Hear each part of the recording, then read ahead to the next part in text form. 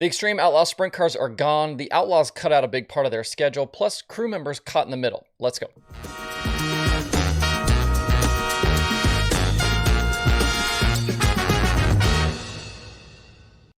It's Wednesday, November 30th. I'm Justin Fiedler. This is Dirt Tracker Daily.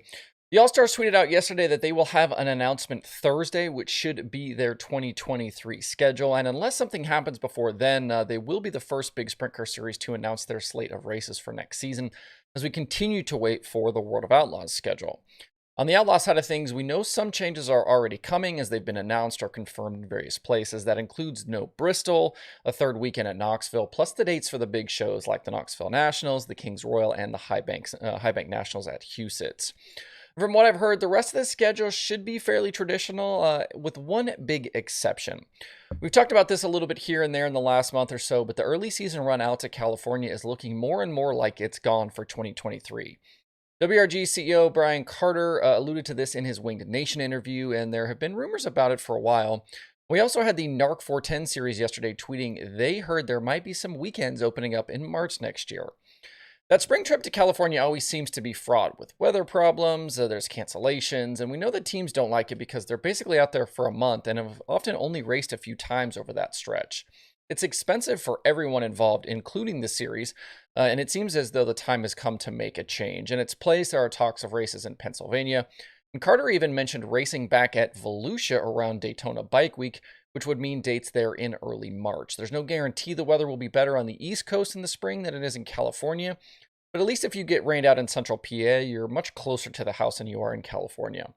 World of Outlaws fans on the West Coast won't be left out completely to dry, though, as the fall swing will remain with the traditional stops at Skagit and at Chico for the Gold Cup, kind of the cornerstone of that stretch of races. And while we're on the subject of schedules, WRG officially dropped the setup for Dirt Car Nationals at Volusia coming up in February. It's mostly what you've come to expect from Florida in February, but there are a few notable changes. Week 1 is still sprint cars and modifieds, with the first 2 nights featuring the All-Stars, and then the Outlaws take over Thursday through Saturday. You also get that off day on Sunday. The final Outlaw night has been bumped to $20,000 to win and $1,500 to start. Week 2 is late models and big blocks, with the World of Outlaws late models finale also paying $20,000 to win and $1,500 to start. The big blocks will also be testing out a new qualifying format, as these nights are non-points for the Super Dirt Car Series, so it's a perfect opportunity to try things. The other change, though, is Monday and Tuesday of the second week now feature USAC non-wing sprint cars and not the Xtreme Outlaw sprint cars. I had heard that the boss people weren't super thrilled with the first season of Xtreme sprint cars, and now we basically have confirmation that going forward, Xtreme will just be midgets. USAC will kick off at Volusia before heading to Bubba Raceway Park later that week for Winter Dirt Games.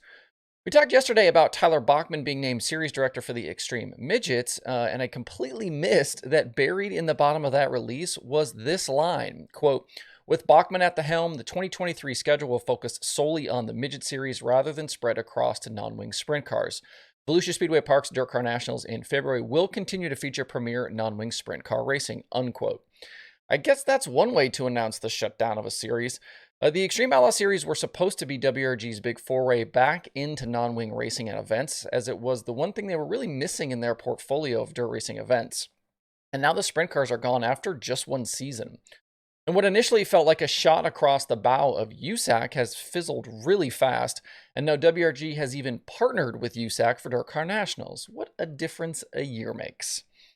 The last thing I wanted to talk about today is something I hadn't thought about until this week when it comes to this discussion over purse money and midweek racing series and bonuses and full-time drivers and who's going where.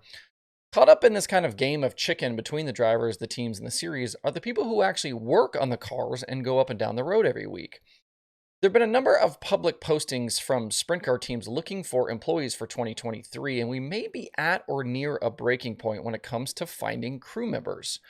Making a career out of working on race cars and competing at racetracks across the country seems like a dream.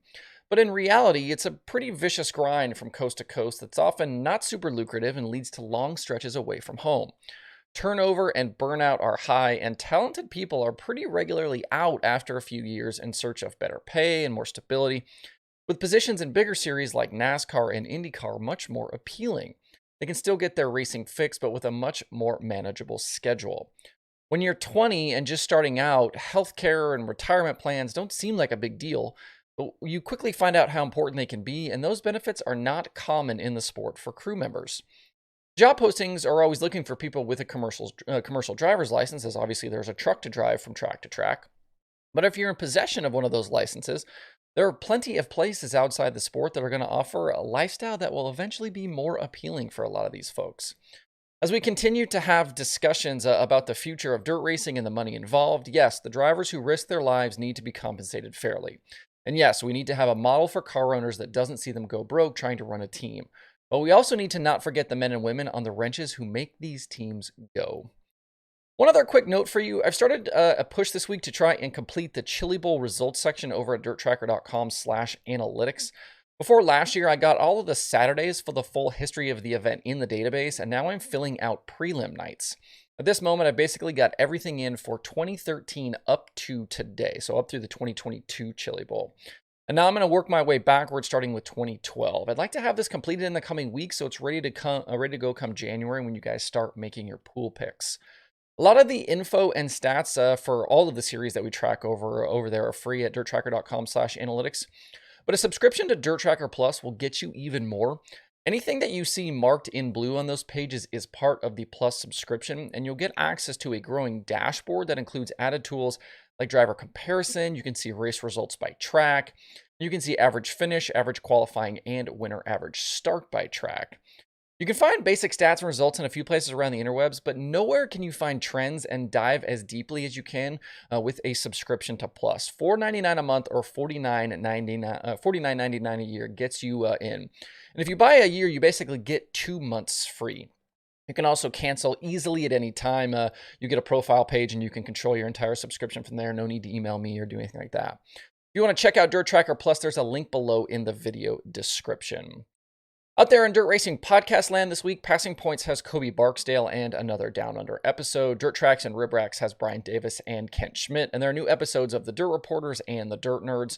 To see the full list of shows and episodes, head over to dirttracker.com/podcasts. If there are shows out there that I'm currently not including on this page, feel free to reach out to me. I took a few things off today that I know are dead, and I'd like for that page to stay as complete as possible. The streaming schedule is quiet today, just Flow Racing 24/7 and Dirt Vision now playing. To see the full daily streaming schedule with links to watch, visit dirttracker.com/watch tonight. That's it for the show today. Have a good Wednesday. Please hit that like button and subscribe to the show if you don't do so already. Thanks everybody for tuning in. We'll see you tomorrow for more Dirt Tracker Daily.